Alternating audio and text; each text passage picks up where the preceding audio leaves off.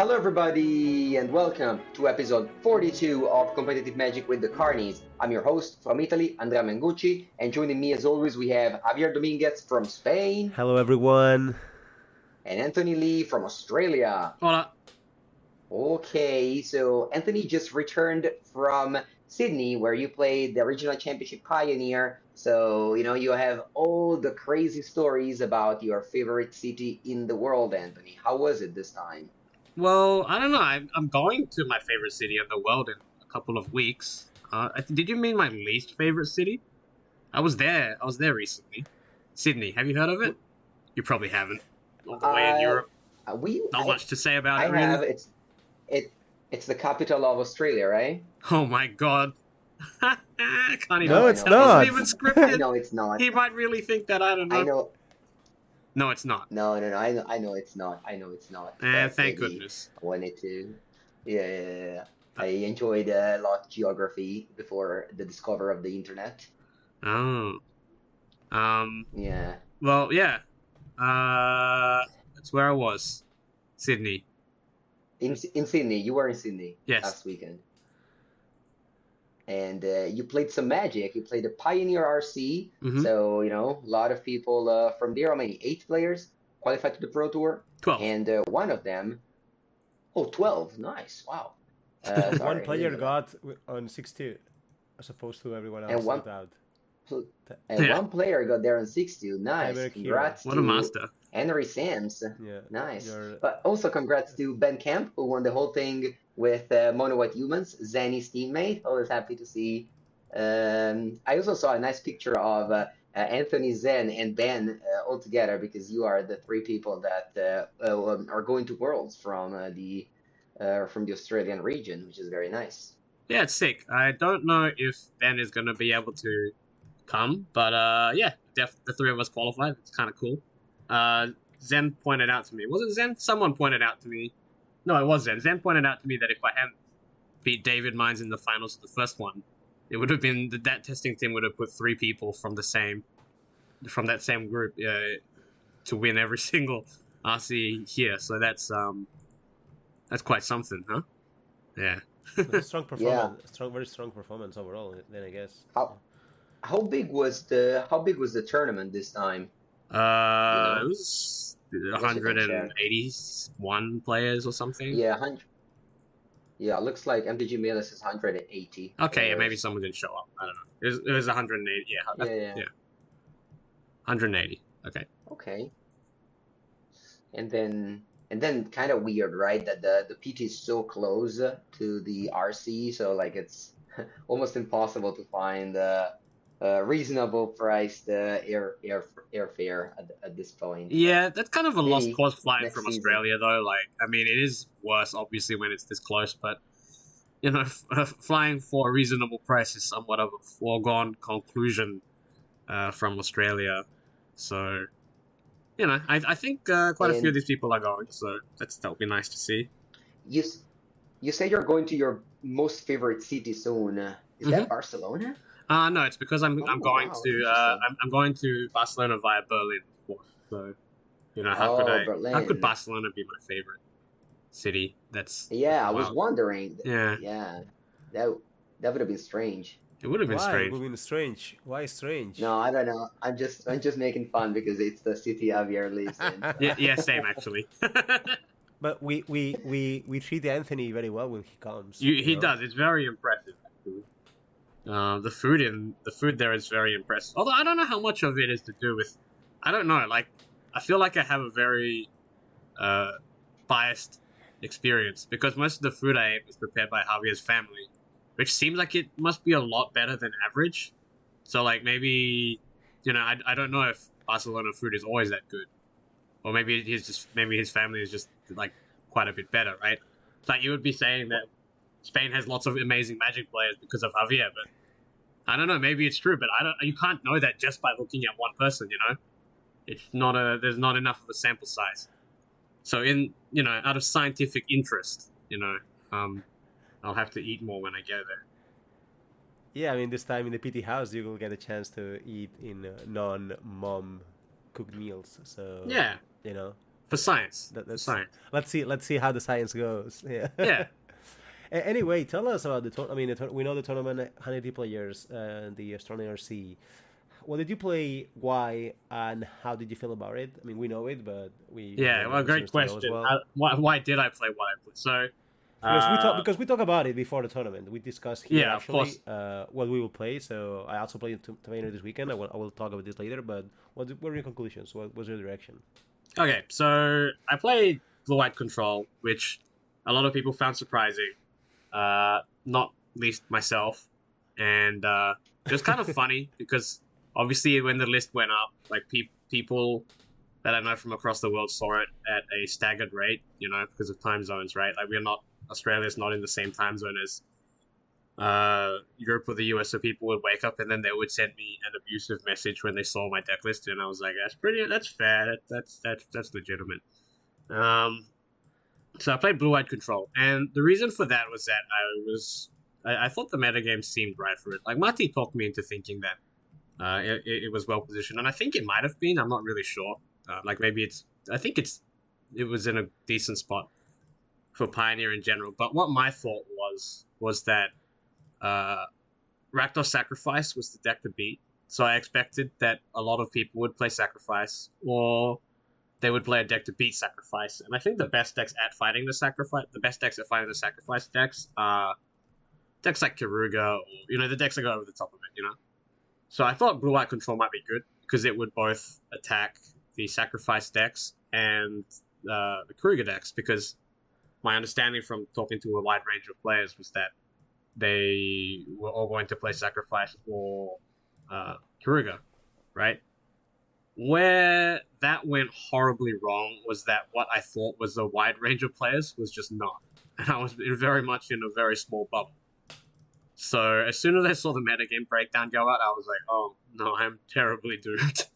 This has gone really wrong. Yeah, I can see like 15 mono white humans, 14 spirits, and your Rakdos deck at home. It was just horrible. Like, I can feel you. Yeah, I just knew that so so the problem was that obviously the players that I knew were of very different range of the field as a whole, and if I had only been playing against, maybe the top X% of the field, that would have been fine.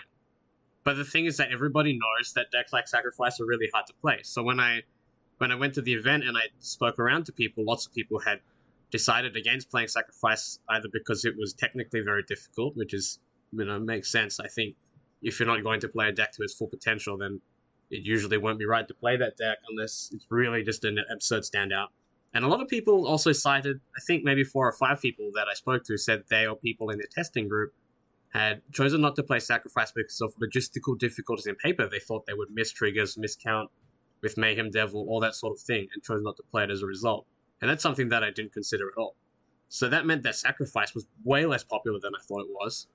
And it also seemed that people weren't of the same mind that they would want to try to be sure that they would beat Sacrifice decks. I was like, no one is going to bring any deck that just loses to Sacrifice, obviously. So I thought that decks like Kiruga would be more popular than Mono White. And if you look at the metagame breakdown, I could not possibly have been more wrong about that. So I tried to make a metagame call that was really, really horrible. And I probably should have done that, maybe. I think it was, if the premises had been true, then maybe this would make sense. But the consequences when the premises were not true was disastrous, because then I'm playing Blue-White Control without a very good reason to do so. And, that doesn't go great. I mean, I went 5-3, which is not objectively, like, the worst record ever, but it's obviously not where I would hope to be performing. I was also trying very hard to not play Black-Red because I thought it was so badly positioned. But ultimately, perhaps I should just have played it instead. I don't know.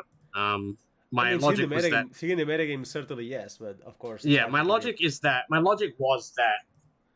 because I wouldn't be able to test much, needing to focus on the formats for Pro Tour Lord of the Rings coming up. So I just wouldn't play any Pioneer games at all before the RC, because I already had the Pro Tour and Worlds invites, so it wasn't, like, there wasn't much value in preparing for the RC, that I would just, that I would have to pick a deck without, not knowing that I wouldn't really be able to test with it beforehand. So that was why I was so focused on making a metagame call.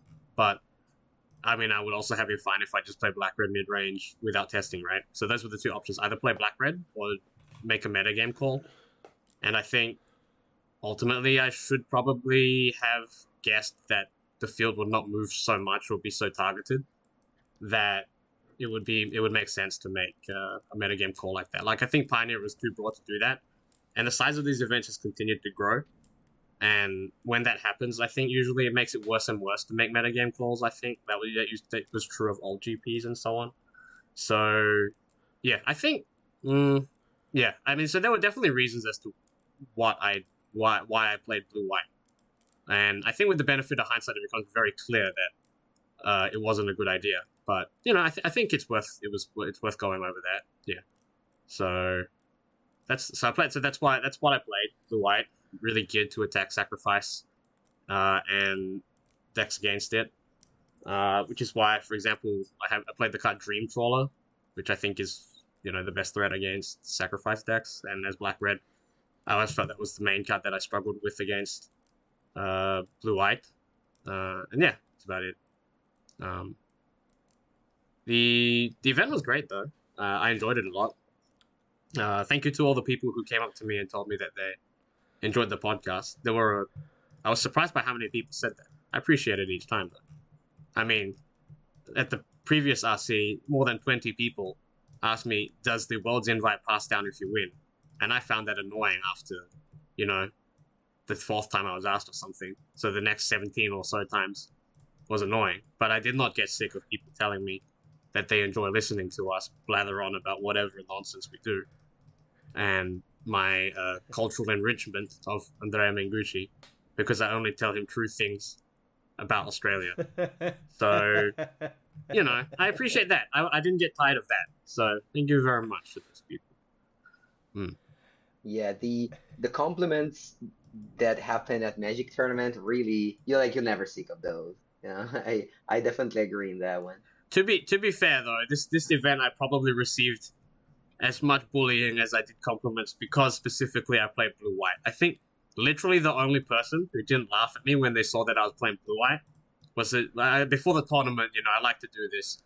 I asked a judge to deck check me, and he was the only person to not laugh at me. So, you know, that's how you know he's professional. By the way, that's how you know is Tom Woody. You know, I think he's the top judge in Australia for sure, and. You know, he's the only. That's how professional he is. He didn't laugh in my face when I handed him, you know, 3 Teferi, Hero of Dominaria, 2 Dream Trawler. I mean, why did you ask? What's that? Why did you ask that? Oh, you know, make sure there's nothing wrong. Normally, I check to make sure there's nothing wrong, right? Like, you know, there's no mark cards or whatever, bunch of foils, whatever. It's good to check. But in this case, normally you check to see there's nothing wrong. But in this case, there was like a bit of me that was hoping there would be something wrong. So I'll have an excuse to play something else. So you can see I had a little bit of doubt going in already because I knew it was risky. And then when I saw the metagame breakdown, I'm like, man, I just wish I'd been forced to switch to something else. Oh well, it is what it is. This reminds me of a team event where I was going to play a format, but then in the morning of that day, I didn't want to play that format anymore. So I asked my teammate to like roll dice to change formats last minute for the similar situation, and they accepted it. But I ended up rolling the same format that I was already coming in before. You can't cheat fate, Mango. That's destiny. Yeah, exactly. Yeah. Yeah. That's a very interesting explanation because I think this is an actual common situation. Like, I'm pretty sure this is not the first time you've been in a situation like this, and it will not be the last when you have to decide between a deck you think is like better for you, but a deck that's better for the metagame, but you might be wrong. And it's never easy, right? Like, it's never easy to go one way or another. I mean, if I had played Athens, I would have been in a similar situation than you. Yeah, because we were both convinced that black-red was like the worst thing on the planet, right? Just to be clear. Yeah, exactly. I will actually have played black-red in the Athens, even though I think it could be a bad deck. And I'm not sure what I would have played in your shoes because whenever I have played a control deck, it has been in a situation like this, like the one you just had. So it's definitely also very hard to say like, yeah, I mean, I will have played this in your shoes because I was not in your shoes. So it's very hard to seed until you are like actually in the situation. I know I will have played it for Athens. The reason is like I feel these games are often complicated enough that if you're not gonna test, having a bunch of experience with your deck, like having an actual super depth knowledge of the archetype, is sometimes going to be enough to make up the fact that the deck the sucks. gap. Yeah. Which by the way, to be clear, I think going to the tournament, I will have never expected this metagame to be as good as it was for Rakdos. But it's all. I mean, if you still look at the top 8, it's like a Christmas land for Rakdos. But like, it's like very hard to know when you're gonna be right or wrong. And yeah, I just think it's interesting. Like, you can justify going one way or the other. And did I make fun of you because you played blue white? I didn't, right? No, you didn't. No. Okay, I was That's like, correct. wow, maybe I did, but I don't know because I have played like blue white in tournaments. Yeah, you definitely have. I mean, I think you're right though. You and I, we're just not like Control fans or whatever. Like I think Control might be the best performing archetype for either of us, simply because we only choose it when we're sure and there's a metagame thing. There's a metagame reason, right? Like, it's kind of Absolutely. Yeah, there's a selection bias. I'm confident. There, yeah.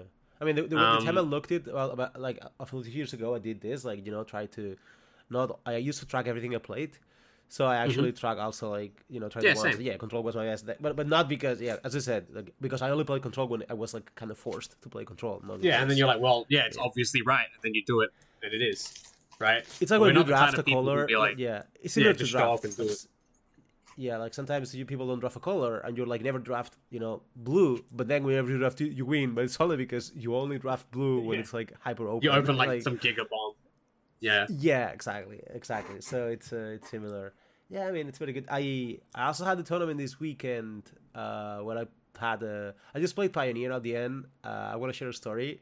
I want to share it now because I don't want to forget. Then we go back to Anthony's Anthony's experience. The story. I don't know if you know it, Anthony. You know the story of my Pioneer showcase? I know it. Anthony doesn't know the story, right? I don't think I do.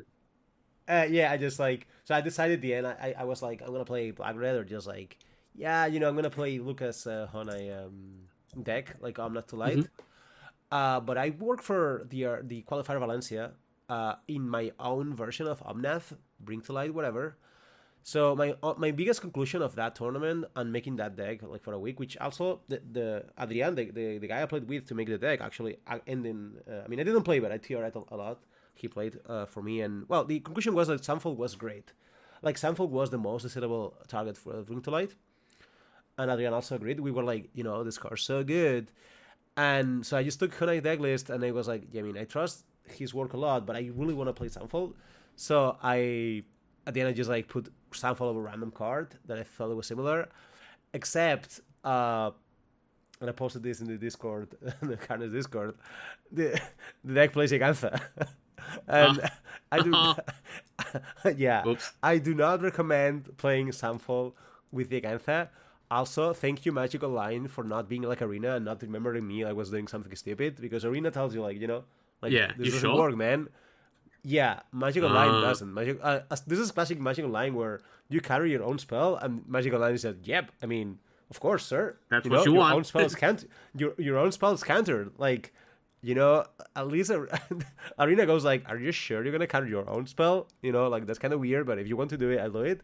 Magic Online is like, gotcha, because Magic Online, I feel like always Magic Online is trying to get you in the, every single corner they can.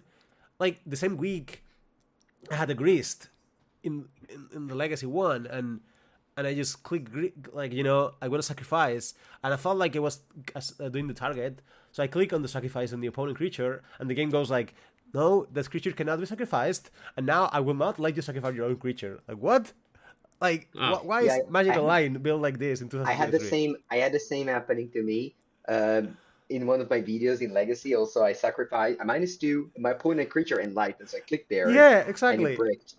But then I played the Grist again yesterday, and that was fixed. Well, like, I couldn't sacrifice my opponent creature. I mean, that's something, but it's like, why is Magic Online trying to get me? Like, why doesn't Magic Online not tell me, like, this Gigantha doesn't work? I mean, it turns from like one color to another, but it doesn't. I just didn't see it, because it was like 2 minutes before the tournament, so I just didn't see it.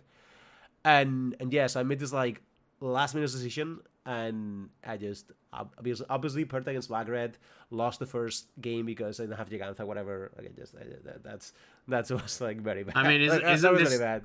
Isn't this the same as when, not naming any names, but maybe somebody here might have suggested adding Soul Guide Lantern to Creativity's sideboard? Kind of reminds me of that. Even could have been me as well. It could have been. I didn't say it was. I'm just saying somebody here did that. I might have suggested a friend playing Creativity with Lantern, and they might have sent me a screenshot losing a game that was unlosable because the Creativity popped. How do you think their opponent felt, by the way? How happy would they? Can you imagine? Can you imagine? Yeah, I mean, at least this time I gave joy to, like I was hoping some of my opponents in the showcase would say like, dude, you don't have Gigantha game 1. But no one did say in the chat anything. I was kind of disappointed. Yeah, that's genius. Yeah. That way Gigantha gives up some scouting equity, so. Yeah, exactly. I mean, so smart. The conclusion is like, don't ever listen to me unless you think I'm very sure, because I'm completely, like just clicking buttons as. Oh my. Yeah. I mean, I said this on the. For Creativity, I've been suggested to add Arbora Grazer and Season Pyromancer on the same line as Soga Lantern. I played one league with Borrower in the sideboard Creativity, but I realized, like, when I was sideboarding, I was like, oh no, I cannot put it.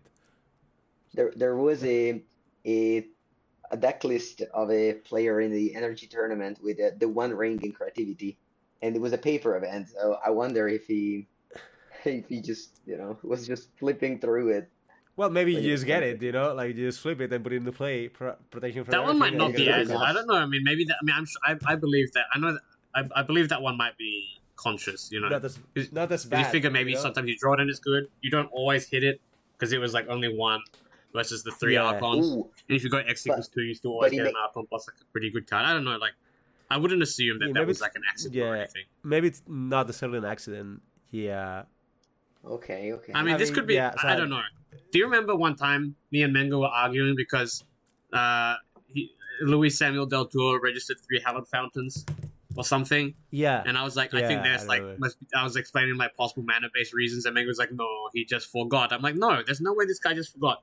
He did. And I was like, we really have to work and figure out why he did it. Then I asked him, he's like, yeah, I forgot. And I was like, I don't really want to tell Mengo this now. No one knows everything. No, I think he just forgot to put Fountain in his deck. He didn't play 3. He just something like 0. that. I don't remember. Yeah, something really weird. He played. Yeah, I remember. In Bant, right? Yeah, in Bant. Yeah, it was. Okay, he forgot it. Yeah, I thought it was. Maybe I'm thinking of a different story than when someone played 3. Maybe that's like Calc with his 3 Sulfur Falls. That's probably what I got. Calc and Super Falls. Yeah. Probably something like that. That was just weird to me, But. Yeah. We'll tell the story. People maybe don't know, but no. I mean, Christian Placano. So.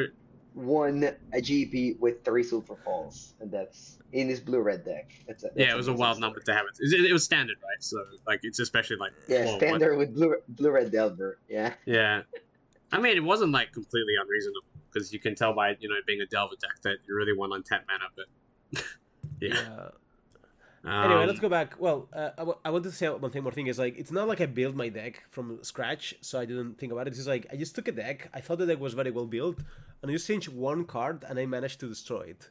So also be careful. It's hard. A lot of decks are Jenga. Take out one brick and saying, whole thing was like, the worst part is like I felt like this deck is well built. I don't want to touch a shell or anything. I'm gonna assume this one is better than one. Yeah, it was a disaster. Let's go back to Australian tournament. Like how? Oh yeah. So I'll tell you something. I'll tell you something remarkable, right? So I built this deck just to attack Black Red, and you'll remember Javier that we were worried about the Black Red mirror as well. That for the first RC, mine was also Sydney, and yours was Sophia, right? But I was thinking a lot about the mirror, which is why I added an extra bank buster. So across 2 Pioneer RCs, I never got paired to Black Red in the Swiss. I just what? Like, how do you play two full days of Swiss and in Pioneer and you just never see your opponent play a Blood type Harvester? How is that possible? I mean, did it happen once again? No, I mean I'm saying both times. Yeah, like between both. Oh, okay, already. Okay. Yeah, I just didn't play against it. A second. Wow. Yeah. GG. Well, that's good for you though. If you're playing why do you want to play against Rakdos midrange specifically? You want to play against Sacrifice? No, I mean, I wanted to play against Sacrifice though. Yeah, because I mean, I maxed out on like temporary lockdown, dream troll, stuff like that.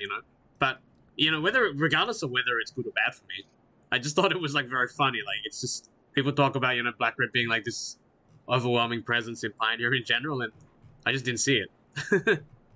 Kind of funny. I mean, it's also the classic where but also there was someone in the room that played against like 6 Rakdos. Oh yeah, definitely. Yeah, I know one guy who played like mono white, and then he played against it like 4 times in a row or something, and I was like, oh, that's rough for you, buddy. Yeah. Yeah. But that's kind of how Pioneer's a bit like that anyway. But I mean that just underscores not going all in on these metagame calls. So that's good to know. I'm sorry you failed to qualify for the next one. I'm not currently qualified for the next RC, which is kind of funny actually. But you have the chance in the because you're going in the PT and qualify for Worlds, so you have like a many chance to just do like fine tournament, right? To qualify. Hmm. This is how it works. I mean, just whatever. Yeah. So if I just, I don't need like a particularly good record at the next PT. I think I only need 8-8 to qualify for the next Pro Tour and skip the RC. But it is a bit odd to be qualified for the next Pro Tour and Worlds and not the next RC. But I don't know. I just had a particularly unlucky couple of weeks with RCQs because there weren't that many RCQs that happened already. And I happened to get particularly unlucky those weeks, which happens. Sometimes you have cold runs. I know that the first season I got particularly lucky the other way. Then I broke to this, and then I think I'm absent for a lot of the RCQs because I'm traveling for other Magic events, which is, can't really complain about that. But I played a 5K the following day after the RC, for which offered 16 invites, and it was a kind of tricky call because I was really not feeling I was like a little bit unwell the previous day, right? And it's hard to say whether you're truly falling ill or whether your creeping feeling of nausea is to do with registering blue light control. It's very ambiguous. But on Sunday, I'm like, okay, I'm definitely not well. And I'm like, should I even go to the event? Like, I don't know, I don't feel great. So I asked, and Javier's like, if I'm not sure, I would just go. Like if he says if I'm ever not sure about whether to play, I just play, and if I know that I don't want to play, then it's very obvious, especially as the opportunity is not replaceable. So I was like, all right, I'll play, and it was wow, that was not a great experience for me. Like I was fading in and out. I think there was one round where I nearly just fainted, and I feel really bad mostly for my opponent. Can you imagine losing to someone who just almost passes out when they're deciding whether to keep? I would be so mad. Like your threshold must be like so. I mean, I don't know if you're passing out. Like, how did you even wake up from your bed to go play? Like, I don't know. I mean, I just knew that I just do. I mean, I've been in situations where like my knee hurt a lot or whatever. I would be like, yeah, I'm gonna play, but you're passing out. It's like a whole different level of like dying. Yeah, so then I battled it out. I ended up, with a 5-2 record and then missed the RC requalification on Breakers. So that was great. It was well worth it. So thanks for that advice, Javier. Thank you. I hope you learned the lesson. I mean, the lesson that I said before. Just don't listen to me. That's the best lesson I can give overall. I actually think the advice makes sense. To be very clear for any listener, I think it's well worth considering that if you're not sure, you can just do it. I don't think it applies to just. I'm not even saying this advice in context of Magic. Like if you're not sure whether you should do something, then I feel like just doing it is pretty reasonable. I mean, obviously that's context dependent, but I think it's a good rule of thumb. Like putting Sunfall in your Giganta deck. If you're not sure, just put it and you will learn anyway. Yeah, maybe. I don't know. Maybe I need to think about this more. I don't know. I'm very bummed out right now. You kind of like were not that far there, right? On Sunday, it's a pity that you didn't get there. But next time, I mean, whatever. I said before, like you got lucky. I remember the joke was, "Have you gone on the Nyctos?" Mengu used to joke this every week. He doesn't joke about it anymore. So it's been a while. Yeah, because I don't give Nyctoses anymore. So, also that. But I mean, to be fair, if you're going to get super lucky during an RCQ season, it's a lot better to get lucky during the one where they give out Nykthos than the one where they give. What do they even give out now? Eldritch Evolution. That's I right. think it's like, oh, Yeah, it's I Eldritch remember Evolution. getting Selfless Spirit. No, that was Self-Spirit last seems season. worse than Nick does. I just skipped Yeah, those but I got a basically. Selfless Spirit. So I just straight up skipped basically all the Selfless Spirit ones. And I played Mengu all of the also had the Nykthos ones. tournament, by the way, right? Mengu also had the Pioneer RCQ is called. No, it didn't. It didn't fire. It didn't Yeah, fire. but I mean, we Aye. had it. Like we talk about this. We talk about this because we had one tournament each planned for the Yeah, weekend. So we yeah, talk yeah. about our decks Oh. we will play. Maybe that's why. Imagine, like, maybe if Mengu had been qualified. I mean, not sorry. Maybe if Mengu's RCQs has not been cancelled, he will have prevented me from going full stupid with my deck building choices. Yeah, maybe he would probably have actually Honestly, played with the deck and been like, wait, this doesn't work. This is Yeah. you know. when the IGS owner called me and told me that they moved it to a different day, I was so happy. Like, because he called me around, like, I think after we made the podcast, Oh, so I wouldn't need to like worry about Pioneer for the whole week. I was so relieved. I was so happy. well, that's That's I a ended very up. Mango thing, I guess. my goodness. I was. So you can play more I modern. spent. No, I spent. I actually drafted a lot last Oh, weekend. nice. I was with a friend of mine at the beach. I brought my Mythic Invitational laptop, and we drafted the whole weekend. It was very fun. I learned all the new cards. It was cool. Cool experience. Yeah, I Neat. mean, I'm kind of jealous. Like, that's a good experience. You being in the beach, good weather, just drafting, probably hanging with friends. That's kind of good. Everyone makes fun of you because you're drafting instead of doing other things. That's the Italian Did he make approach. fun of you? I will be like, wow, that's cool. I guess that's why I'm not very good. Yeah, but I think Yeah. it's very cool, actually. Anyway, Anthony told us before that as he mentioned, he hasn't felt great, so he would maybe leave mid podcast. I don't know, Anthony. Whenever you feel like you want to leave, I think you're free. Oh yeah, It's been a good talk so far. yeah, That's the issue. definitely. Like you say that I don't feel well, Anthony. You could be like like your ankle, like your elbow is hurting a little bit, or you could be dying, but you say I don't feel very well, and that's it. Like, is it an English matter, or is it like an Anthony matter? I'm not Like if you say sure. I What don't do you feel mean? well, I don't feel very well. Can it mean like I'm very bad? Because I mean, at least in Spanish, it's like like I would say like I'm dying. If I'm like passing out or anything, I will not say like I don't feel completely well, which might mean I didn't sleep very well. That's all it could. It might could mean. be something of an English thing. I'm not sure. I mean, maybe I'm also Which not drip do that you refer given to? to. I don't know. I guess I'm not making a very strong statement. Yeah, I'm not sure. I never thought about that. That's a good question, though. Okay, I'm teaching the Spanish ways to Anthony now. It's good if you express how bad you are, so that people I don't can. know. I mean, I suppose I'm often ambiguous in my statements. Yes, you are. See, maybe that was a good example of But that, wasn't it? Yeah, I just said I suppose that. so after this round of Pioneer events, Anthony, what would you say was the right choice for your Anzi Super Series final? Was it Rakdos midrange? Yeah, Like, I if would you go definitely have back, played would you Black play Red Rakdos midrange. midrange? A friend of mine did very well. They were ninth on on breakers with Black Red, and I really think they would. I feel like they would have cut through a lot of this top 8. Like only Convoke would be a deck they would be afraid of, right? I think and Black Red had a great win rate. And they played it because of comfort as well. Like, a lot of their team played Sacrifice, and they chose to play Black Red mid-range instead. Dylan Kikawa played Black Red, stuck to their guns, and were very well rewarded. So follow their lead and not mine. I So mean, I congratulations. have to play next week. I want to play Pioneer the LCQ for the mocks, so I have another event for Pioneer. So, do you think I should play Black Red on my shoes? I could also play Sacrifice, not very well, but I guess fine. I could also play Hunai's deck, but this time with no changes. Or I could also play Mono Green Devotion, or other decks also. That's I don't know. That's Pioneer. Who I'm really here. knows? I'm open for advice. Huh? Who really knows? I mean, it's Pioneer at this point. It's all just reading tea leaves at this point. You I'm could open also for copy. advice.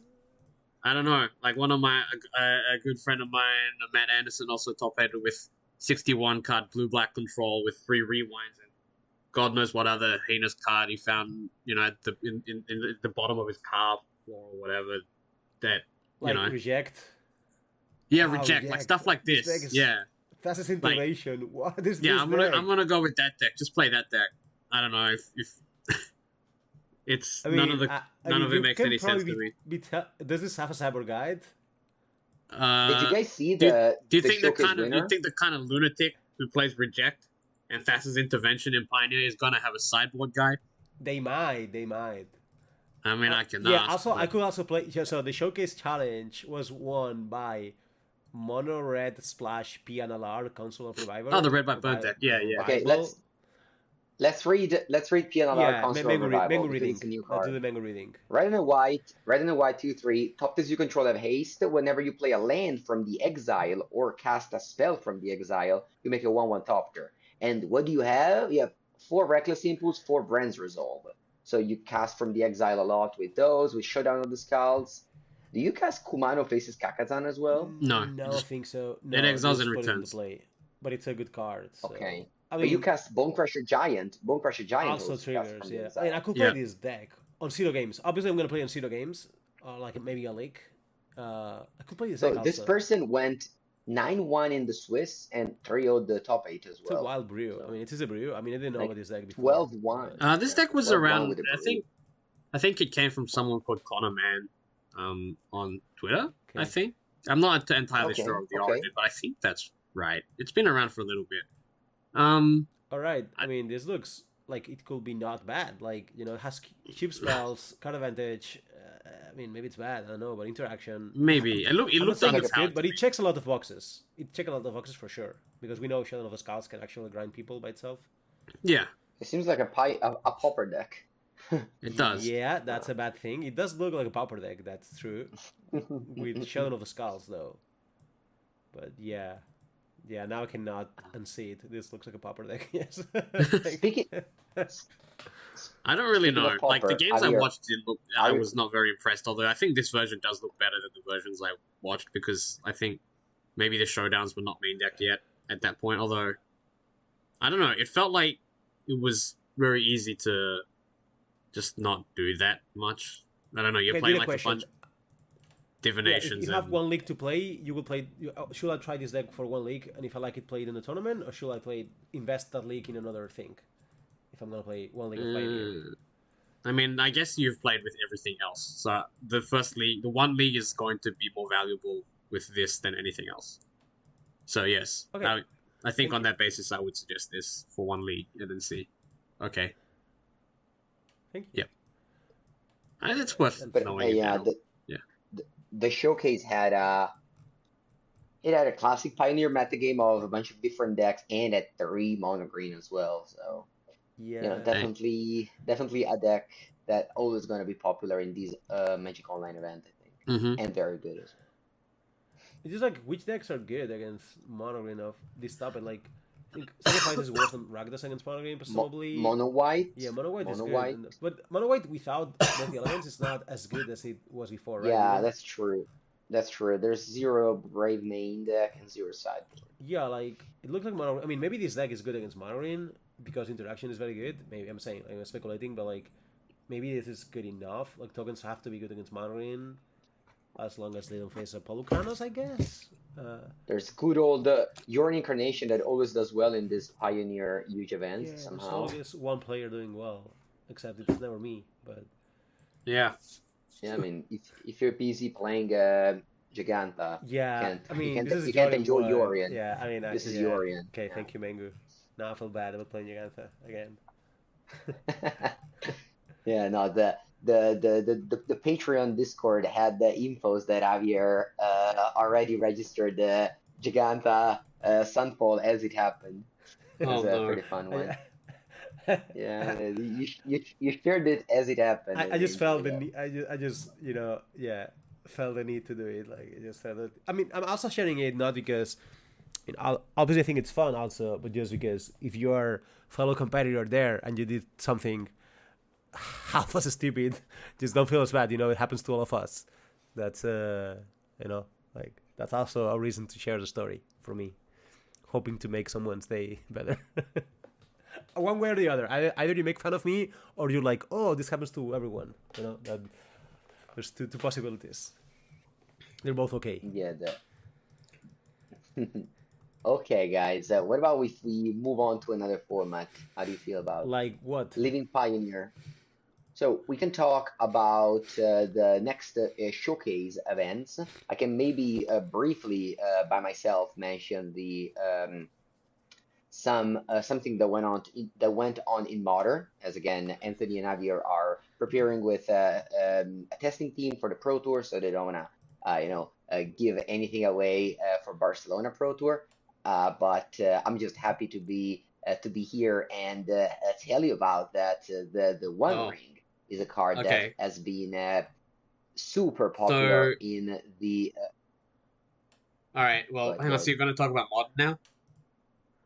All right. Yeah. Well, okay. I mean, I was already feeling sick, but now, oh, I was already not very well. But now I'm actually just gonna go throw up, and I don't even know if it's because I'm sick.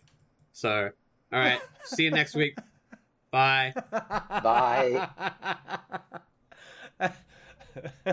You see, that's We, when it we will happens never when you. know. That's when it happens when you speak about modern mango. We will never know if this was staged. We will never. We will never know if this was staged or if this was planned. But we will say goodbye to Anthony. Hopefully, he can enjoy a nice rest It was probably over planned in there. his head, though. I would say, I think he just Yeah, yeah, left. yeah. Yeah, I mean, Yeah, classic you Anthony. officially left the Discord call. Yeah, that was. Hopefully, he sends the file now. Yeah. All right. Okay. Let's just keep. I mean, So now, it's now just you killed Anthony, but talking about modern, just might as well just talk about modern, right? it's just me and you now here, but let's talk about a Oh, little bit about you modern. know what's time too then.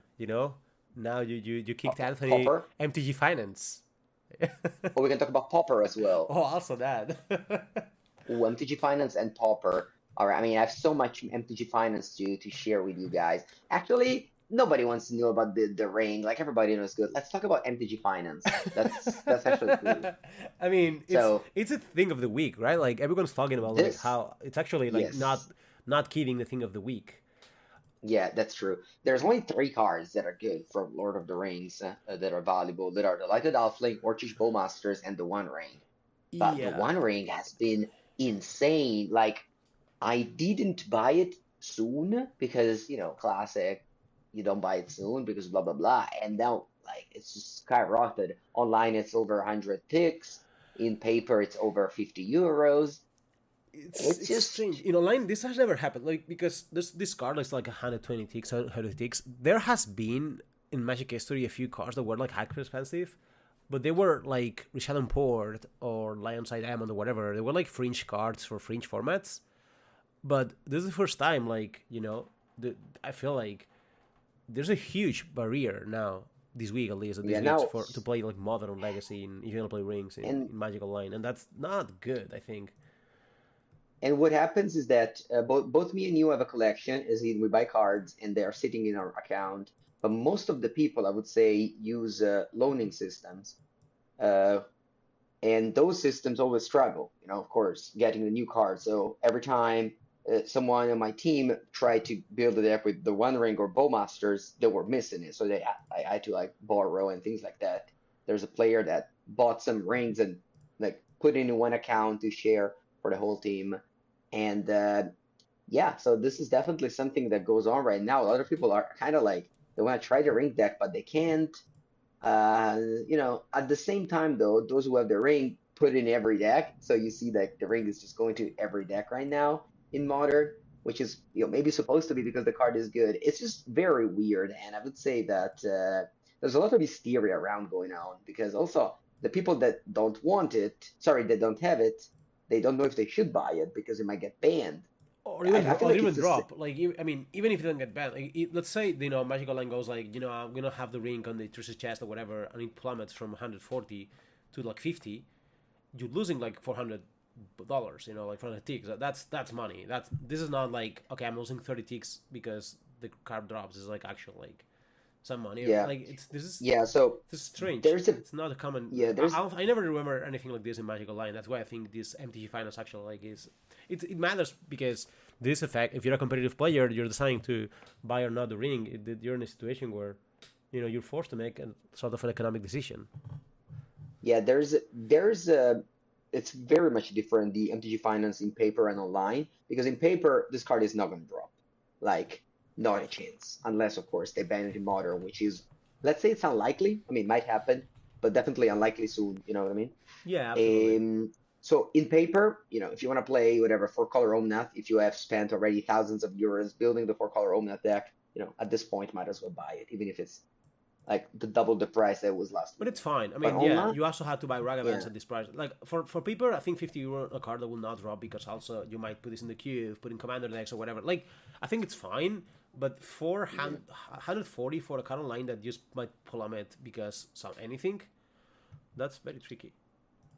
Yeah, although it must be said that yeah, the paper price, sorry, the online price is so weird because, for example, Kappa Cannoneer or Minskin were the same. They were 100 ticks and now they're 5 ticks.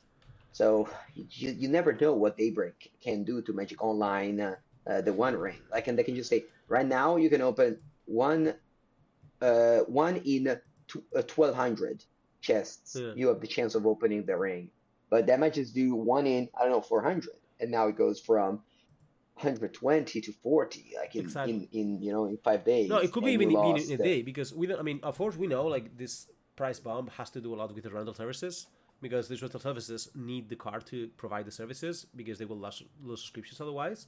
So there's a lot of demand there, but also we don't know how many of these rings are also having like speculated on. I assume not too many because I think if you had rings to speculate on, you will sell them at 120, right? But it bumped the price already, so it's hard to know how much is rental services, how much is like natural demand or whatever. But if it's a lot of like not that much natural demand, but more like I want to use it now and that's it. I plan to sell. If they announce they're gonna be more common in treasure chest, this might just plummet like the day of the announcement. I'm talking about hours, not saying like in 5 days it could go to 40. It could be like in hours, it could go like to 60. Similar to when they ban things because Yeah, at this point it's like sort of a small stock, right? $100 stock. So I, I will be like a little bit reluctant to buy them unless you specifically need to play them like now because you're kind of like putting a lot of like your magical line wealth in risk in my opinion, which I think those are also like a good card to use rental services on, which is in the first place why they're so expensive. If you see like this is like kind of a shark circle, and that's an issue, honestly. I mean, it's an issue. I think this has never happened in Magic Online like this exaggerated for a card that's like a multi-format staple. Which because the other cards like Mix Boo, whatever, like or like Pernicious D, they were never like this needed. yeah. But the Yeah. the thing is that if there's a mock showcase, for example, you feel like you really want to have it because otherwise you are at a disadvantage against the field. Like card availability issue shouldn't be a problem for competitive Magic, But it but was it it was is. this weekend. Like there were, I mean, there Yes. was a modern showcase this last week. Yeah. I eventually got them barely on the very last moment because there were no boats, so there were no rings in the bots, and there were no rings in the rental services. So now you see the mock showcase challenge, and there are decks that feel like they play one ring, but you feel like you will play more, but you just couldn't play rings. And then you see decks like I had many friends that asked me for rings because they were going to play the mocks and they just could not physically get the rings. I'm talking the people that were willing to spend 400 tickets in the rings. Imagine also if you cannot, but like even if you were willing to buy the rings, you could not buy the rings the day before the mocks on the day of the mocks. I mean, I think that's not good. I mean, I don't know how the daybreak people want to manage this, but having a mock showcase and making it impossible so people can get the cards, this is not what competitive Magic is supposed to be about. Like I have more friends that actually might have the cards so they can lend me, puts me in a better position because it's impossible to buy them. I think that's not good. I think yeah, I mean, I don't know if they care, but for me, it looks bad. They're just making the tournament about something else, and I never like that. Yeah, I'm pretty sure that they're gonna raise the chance, like the possibility of opening them in chests soon. Maybe yeah, that's gonna happen for sure. Because that's also like the way that the Magic Online keeps afloat with the treasure chests. Because like for example, Atrax and Shieldred used to be 50 ticks and now it's like 10. And it's been like the trend for a while that your collection just sinks. Like, rental services, sure, you spend money to keep the rental services, but also just having a collection, it's like every month.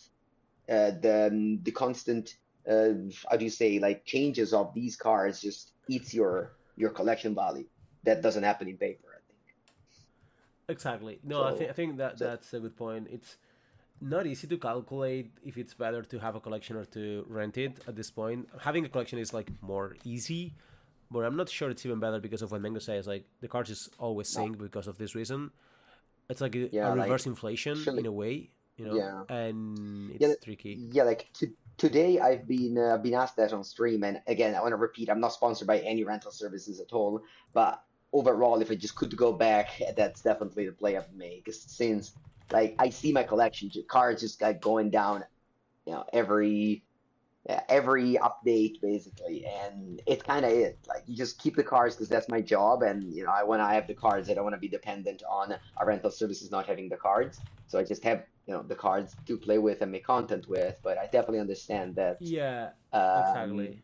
I not everybody is in my spot. I feel like kind of similarly, not as strongly, but I feel like it's in a similar situation. Yeah, yeah, I would agree. Wise words.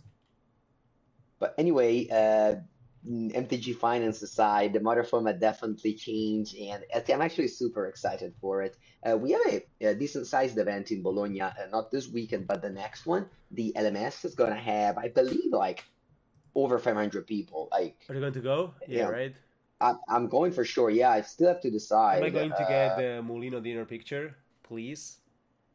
Oh, we were talking. I was talking to Simon because he's also coming, and I told him that one of the 2 days, either Friday or Saturday, he's gonna come. Only One one. spot Mm. I can, yeah. But I told him we are, 8 Italians, so get ready for a lot, not that much English and a lot of Italians. Yeah, that's great. I mean, I That's think Simon has basics of languages as well, so it will be fine. mm, yeah, yeah, yeah. No, but me and Pete are going. I'll also do a meet and greet on Friday morning. So if you are in Bologna on Friday morning, there's gonna be the Ultimate Guard boots. I'll play against whoever. Best of one. If you beat me, one pack of sleeve. If you lose, probably one pack of sleeves as well. I don't know. They have a lot of free things to give out, and that's gonna be definitely a cool event that weekend. I look forward to it a lot. And then after that event, I have to practice for Sealed because um, Oh yes. they have announced the return of the GP basically in Barcelona. It's a 75,000 dollars limited open, Yes. and it's a 2 day event. On Friday, it's 8 rounds of Swiss, sealed of the Lord of the Rings, and players with 18 or more match points advance to day two. And then the day two formula is two drafts. And any player with 12 wins gets, or top eight gets a PT invite. So, yeah, and the prize payout is $15,000 to the first one, and prize payout up until the 96th. So yeah, that's an event that we were definitely eager to have in Magic, and they announced it for Vegas, which I wasn't going, so I was like, bummer, but okay. And then when they said it's happening also in Barcelona, I was so happy to see. Yeah, I mean, it looks like similar. It's probably gonna feel similar to the all GPs or whatever. I mean, I cannot play it obviously because I will play in people in the PT. But I think it's cool that they do these tournaments. I mean, obviously these tournaments will probably have an impact on how many RC slots do you have because the way they want to keep the PT somewhat small. So these PT slots given these tournaments are gonna come from other places, likely the RCs. But yeah, I mean, this will probably feel very similar to the RC as well. I don't know exactly how these two tournaments will coexist because even the price is similar and the PT spots are similar. So, if they are like somewhat common, even like 1 or 2 months or whatever, it will probably drive some people out of the RCQ systems. That's like the only issue I can say with it. But on the other hand, Well, having a limited competitive tournament is very cool. Like because we had like all the constructed like path to qualify, and now you can qualify playing limited, which I think is, it's good for the game and also good for the competition. So I think it's overall good, even though I see some downsides. so I would say that this is going to happen every Mythic, every Magic champion, how do you call it? Every Magic Con. So it's going to happen in Barcelona, in Vegas. I don't know the next one, whenever it's going to happen. I think I'm in February, so that's a long time. I'm Long assuming. time, yeah. Wow, February. What are we gonna do in some many long months without playing, Well, we can grind local legacy events or go to around Bologna to Europe. eat and play? Yes. Yeah. But anyway, I gotta play some Seal because I only played drafts. I had a great run with Boros, and to the point that I was only reading Boros cards. But eventually, I have to read also the green cards at some I don't know point, I'm why. sure. Mango drafting, just stick to the mango drafting. That has worked for Yeah, you no, very no, well in the drafting, past. sure. Yeah, but sealed, I gotta read other cards as Yeah, well. absolutely. Yeah, I mean, Sealed was. No, I think I'm not the biggest fan of Sealed tournaments, but I also think it's fun. Like I think the games often get to be very fun. So I mean, I will play this tournament if it was like this weekend. I just obviously cannot play it because of PT, but I think it's like a better arena open. Which, by the way, I think there's an arena open this weekend. Some friends reminded me there, this week. there is, yeah. Good opportunity to play sealed, also to play drafty, to play arena for some stakes. You know, arena will not try to get you. It will just tell you, "Are you sure you're gonna murder your own creature?" So that's an upside. Also, playing those arena open for me, it's funny to say, but it's free because back in the MPL days, I was streaming arena the whole day and I grinded so many gems. And now I don't play arena anymore, like zero. So I have like all those gems sitting there that whenever I played arena open, it's like, it kind of like it's a free event for Actual me. But I free only roll, play, right? Actually free. That's yeah, cool. but I only play one because If you play too I many, it feel. will stop being free. Yeah. No, but also like it's against Magic tournaments that you have a rebuy. You lost. That's it. I'll see you next time. For me. That's an interesting. I'm not sure how I feel about this.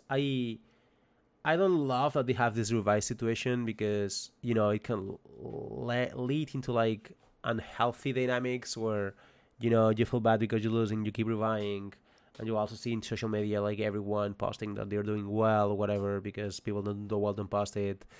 So I don't like it a lot, but for me personally, I think it's good. I never go like 10 bullets or whatever, but I like to play two or three whenever I play a tournament like this. But yeah, I mean, I kind of think it's And probably better if anyway, they don't. I mean, I don't know. I have not thought too much about this, but yeah.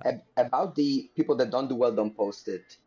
I actually wanted to counter that argument, and I remember posting about it last time when I didn't do well, and my tweet just didn't get any likes.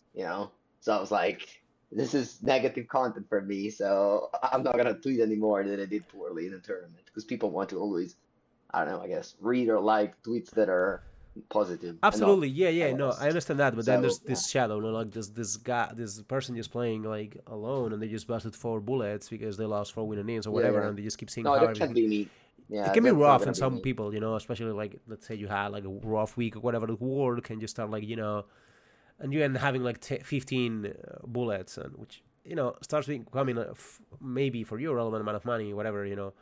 Like it's a yeah. I mean, I'm not a huge fan of the structure as it is, but it has some upsides, and I think it's fine either way because the stakes are at the end of the day like just some gems there. But like yeah, I think this could be a very long argument. Is a word, I guess. Like you could just point a lot of good things, bad things about this, but definitely what's I think you cannot deny is like the flexibility of the arena open is just great. Like compared to the old school tournaments, like the all like Magic Online mocks or whatever, Mox, where you have yeah. to stay the whole day there. You also like it struggle like even going down to lunch fast. Arena is just like so good for that. You just play your open. You can go Yeah, to the beach, take a bath, have lunch, come back, keep playing. Like wow. yeah. The Mox is also free basically because I have all the QPs from my streams, but I just can't see myself playing Yeah, it. but it's Like, not free from terms of like a day. Like you can just play the mock. You yeah, can play Arena Open on Saturday and just have a family lunch and just go to the beach with your friends in the afternoon and still play the Open. So it's not free in terms of like your social life slash what you do in with your day or night. Like you can have a birthday at dinner and you still can play the Arena Open, right? But if you have the mocks and you do fine, you cannot go to the family lunch, you cannot go to the beach, and you cannot go to the dinner, which I think yeah. it's I not think very that good.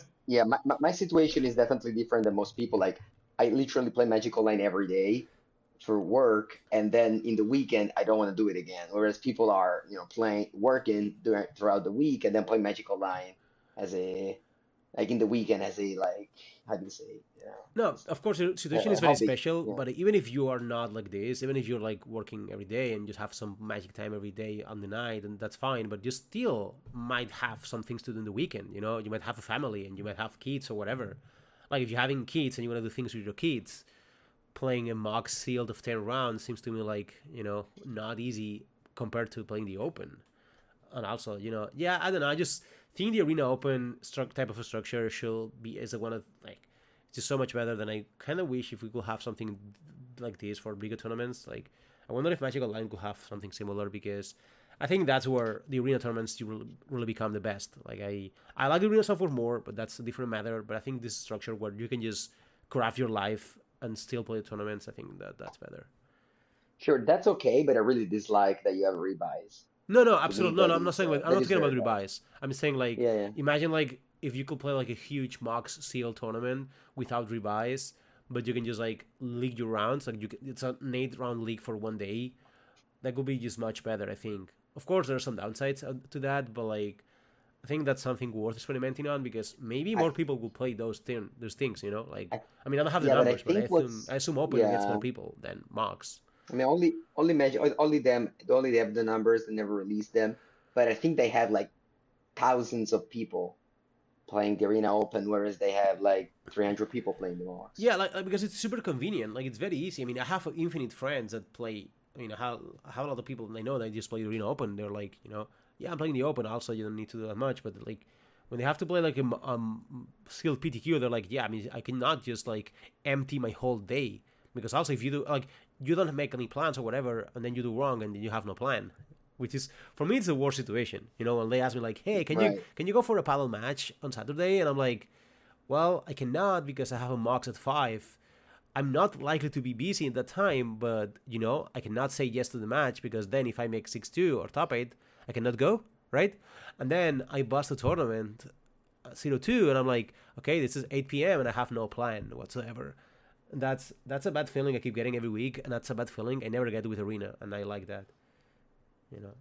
I'm talking speaking for of the small Mox, small things, of course. Obviously, you cannot are play the full day you out, but are you playing any Mox this weekend? There is Pauper and Legacy, I'm if I'm certainly not playing mistaken. Pauper. I don't know what yet. I started a league with your deck, so I'm gonna play this full league and see how it goes. I was 1-1, so it doesn't look very good. Yeah, last Saturday I also played my deck in a Pauper League, Mm. and it was funny because first round I got played against the trophy leader who plays familiars, and I know that I would have traded 35 minutes of my life for a loss, and that's exactly what happened. Yeah, I like familiars a lot, but I don't know. It just seems to not do very well in tournaments, and I don't know why. Because on paper it looks like it could be the best deck easily. So I don't know why it's not the best deck, Mango.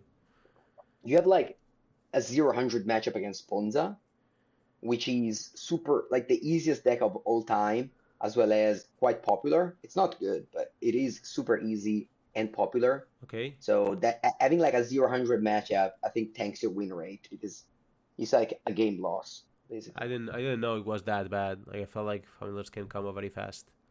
But I understand, yeah, they attack you. No, no, it can't combo very fast. Also, like you destroy the bounce land, Yeah, but yeah, like in yeah. No general, bounce on the GG. Yeah, okay. I mean, no, but it's so hard. It's so hard. because I play And Affinity, I play Votos. Whenever I play against that deck, I always lose. Like my proper story is like I just lose against familiars, like no matter what I play.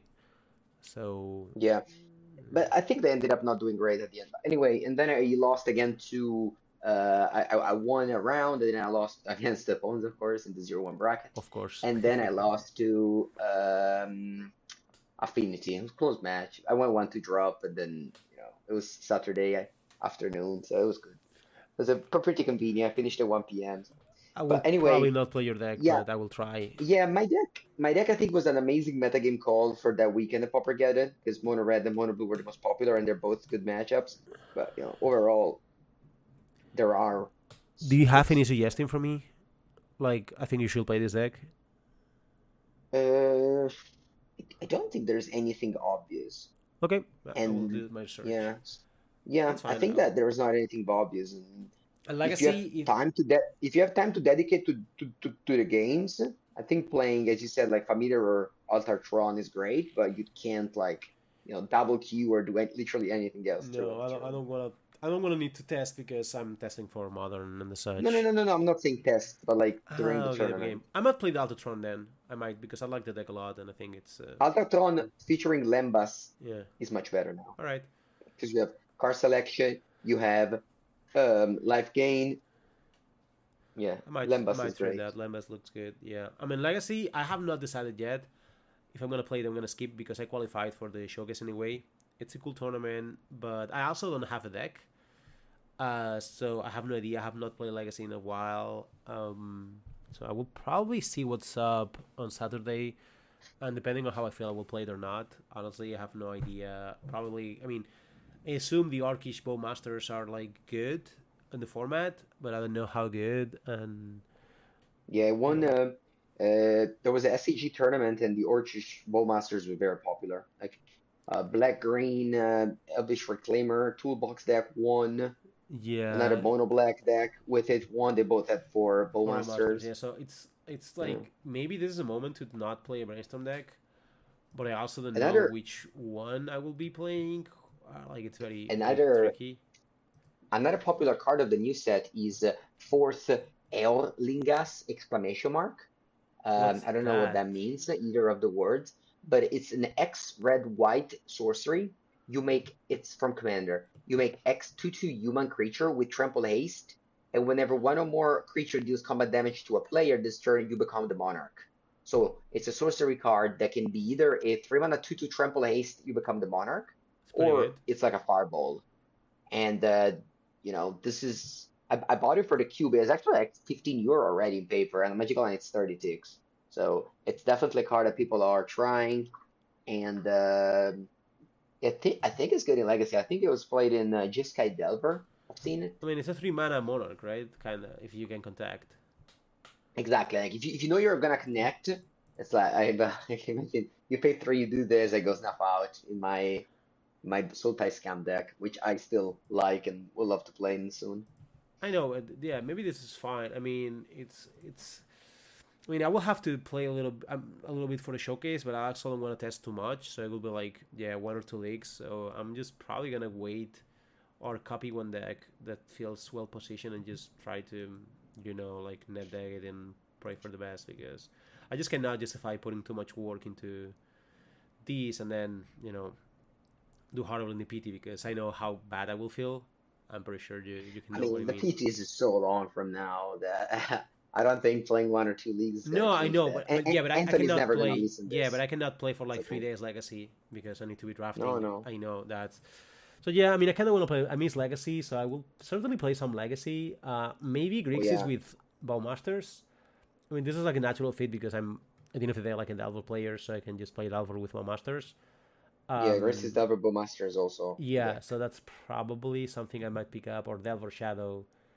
I mean, sorry, like Shadow with Bowmasters. I mean, so a tempo deck, like a classic tempo deck. That's something I might play, but it's not very easy for me to tell which one. So I don't think I'm gonna play So initiatives, but maybe if that card is good enough. yeah, If you tell me it's good enough, I might try it actually. But like from initiative, now until the LMS, I'm gonna focus on Modern because of the LMS. But last week I played 3 Leagues of Legacy. I had a blast. Like it was great. I feel like the Leagues of Legacy are just so fun. You don't have any, I don't know, Living End versus Tron matchup. Or I guess I don't play any of these, and yeah, I mean is they every should game so exist because interactive. Reanimator is like a tier 1 ish, right? I mean, Bowmasters probably made Reanimator a little bit better even. You think so? Presumably, I mean they just don't affect. They don't interact with Bowmasters. And they attack blue decks, and blue decks are what keep Reanimator in check, presumably, right? So I will say Yeah. in a vacuum, Reanimator must be better now. Does it make sense? But Reanimator always does so poorly at showcases. It's always the most popular deck by a lot. It has like a 35 win percentage. Yeah. I think last time it was the most popular deck and the highest, like the, how do you say, the one that the highest place finisher was like 18 or something. Yeah, I mean that's a classic Mox Reanimator. It's like Ponza. It's like Ponza in It's Pauper. It's the Ponza same Popper. as So Ponza it's in a Pauper. lag deck Yeah. that's not very good. Is that what you mean? It's a luck deck that people pick up because like, oh, I don't know anything. I just pick up a luck Yeah, deck. I mean that's And a they pick it up reasonable thing to and do. they'll never top 8 at 10-round tournament. That's again, like obviously if you're listening and you're a Reanimator player, you think I'm very wrong. I am very happy to be wrong, but this is what I believe. Whenever I pick Reanimator, I feel like it's way harder than it looks. Like I find myself having these like 6 card hands that are like bad but like playable. I don't know what to do, and I'm like, this is supposed to be super easy, but I'm actually facing decisions that I have no idea what to do with. Like it's All right, it's a different skill set. Like the thing is, Reanimator is even if you're very good at Magic, it doesn't translate very well. Like you can be extremely good at drafting, and then you have a Reanimator in your hand, and nothing of what you know actually helps you in deciding whether to keep or not that hand that has no tomb, but whatever. It's yeah. Those decks are harder than they look like. I think at least I don't know about the Ponza, but at least Reanimator, because it's like a combo deck in a format of Force of Wills. It's always hard for me to keep mulligan, whatever. Okay, later I will post in the Carney's Discord, the Patreon Discord, um, my choices for both Popper and Legacy. I'll share with you. Sorry, 1 second. Welcome back, Mengu. Sorry, I don't know why. Anyway, I share with you the Sultai scam deck that I've been adjusting with the orcs. And yeah, I think. Anyway, we haven't said anything about the Patreon, but we do have a Patreon at patreon.com/carnies where you can chat with us. No Patreon this week, but again, you could have seen Javier live sharing his failure with with the Sunfold. All right. Anyway, I think we can be good for the day. There's a lot of questions I bring because I think there are questions that a lot of competitive players will be facing. Also, I put this situation where you have a limited amount of time to test because I think that's also a situation where a lot of people are in before tournaments. I think that's a good thing. So, but yeah, I think we're good to go, right, Mango, for the day? Do you have anything else? Yeah, I can wrap it up if you want, and I'll see you guys next week. We're gonna talk about Javier win in Pauper Showcase with Altatron. Yeah, one time. If I don't time out, which is gonna be challenging, but yeah. All right. Thanks everyone for listening. Cheers. Bye.